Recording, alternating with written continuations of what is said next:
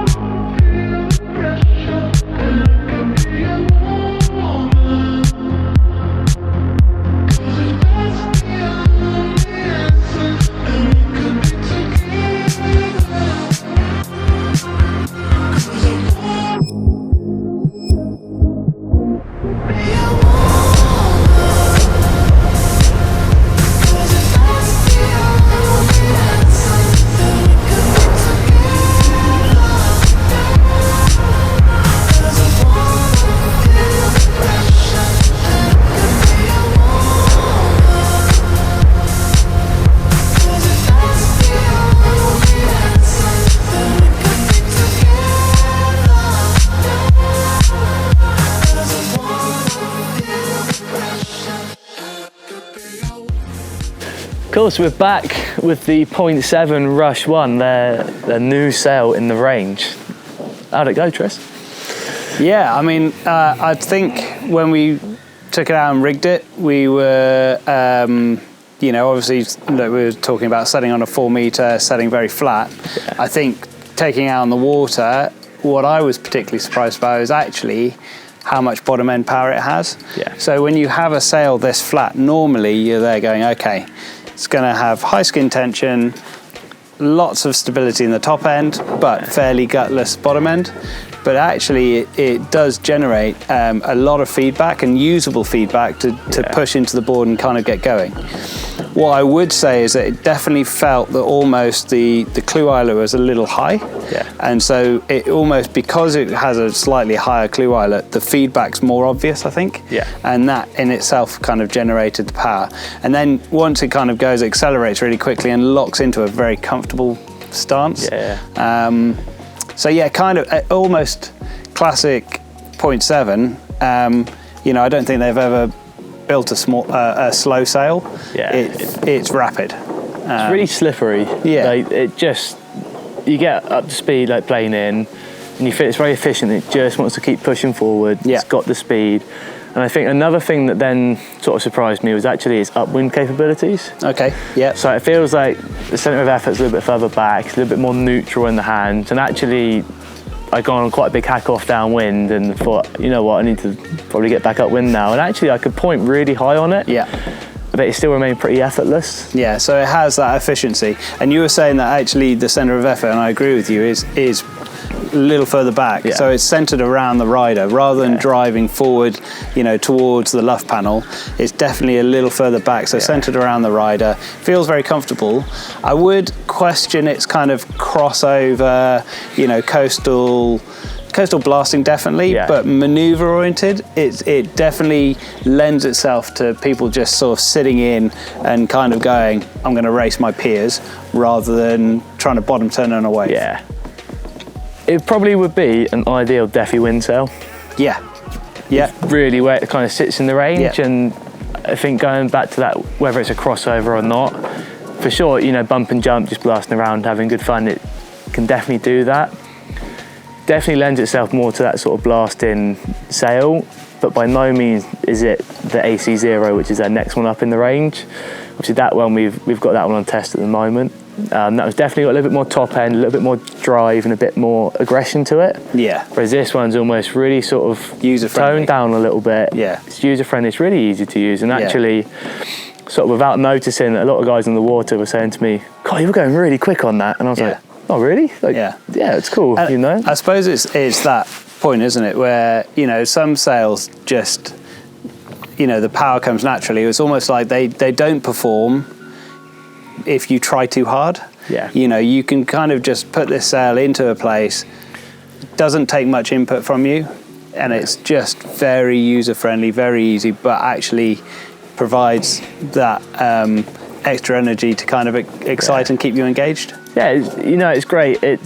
You want to rock up to the beach, rig up the sail and just get on the water, and actually it didn't require too much tuning. Again, we played around with sort of batten tension, and it changes the sail so much, like from when you first rig it up to actually putting a bit of tension on. Yeah. And like I know that Andrea says in a lot of his stuff, it's a bit of tension in the top and the bottom batten, and you're good to go. Trying to put a little bit more in your sort of crossover batten there, and the rest sort of left, and actually all it does is just increase the stability in the sail, and then you start to see a bit more shaping in there, which bit more profile, which looks nice on the beach. Yeah. But equally on the water, it was really impressive. Yeah. So good, free ride, user-friendly, plug-and-play sail. Yeah. Surprising amount of bottom end, good amount of performance and top end stability. Plug-and-play ease. It's not. Yeah. It's more of a sort of changing the different environments you're going to sail in, like coastal bump and jump, blasting, but it's not really a sort of a maneuver, sail. It's more kind of plug in and go effortlessly for a long time. Yeah, exactly. And it was exactly that. It's just easy on the water, and sometimes you just want to get to the beach, rig up, head out, and just not spend time getting dialed in. And actually there's not a lot you need to do to get the sail feeling how you want it. And I think definitely Wind is a prime example of you need an easy sail. Yeah. They go a little bit smaller than the 5.7. Yeah. And actually, you're not going to be slow. I tried it on a slalom board, a free race board, and even like a crossover sort of free movie board. And on each board, it performed really well. So it's definitely a good case of variety with the sail, and the fact that it doesn't quite matter if you've got this board or that board. Yeah. You can use it on anything. It won't overpower a free wave board. It's still capable of exactly. having the manners. And it's definitely a nice addition to their range. Because not everyone wants to go all out sort of no cam free race, because it does have that little bit more push and drive in the sails. And something like this is kind of perfect, and not a lot of brands necessarily do that. So it's quite nice to see Andrea doing that, and obviously their racing heritage has definitely sort of been toned down, put into this sail, and it's come out with something that's really nice and impressive. Great. Yep. Cool. So let us know if you guys have tried the Rush one yet, or you're looking to try it. If you've got any questions, leave a comment, drop us a like, and don't forget to subscribe, because there's plenty more stuff coming. Point 7 have sent over their AC0, so we'll be doing a sort of a comparison test, and we'll be mentioning where it sort of sits in the range compared to this one. And the other one to mention is we do have their new salt, don't we? Have a Q bond on its way. So their new technology with the new laminates, where they glue the sails together rather than stitch them. So we have one of the salts coming. I think it's a 4.7. 4.7, yeah. So looking forward to that. Yeah, so that'll be nice to see the difference actually between the two. Obviously, ideal world it'd probably be having one of each in the same size, but I think we should get a pretty good feel for it. That welded seamless technology, which they've really sort of jumped on this year with their racing side of stuff as well. So that would be quite exciting. But I guess we're gonna go get back on the water, and see you in the next one. Cheers.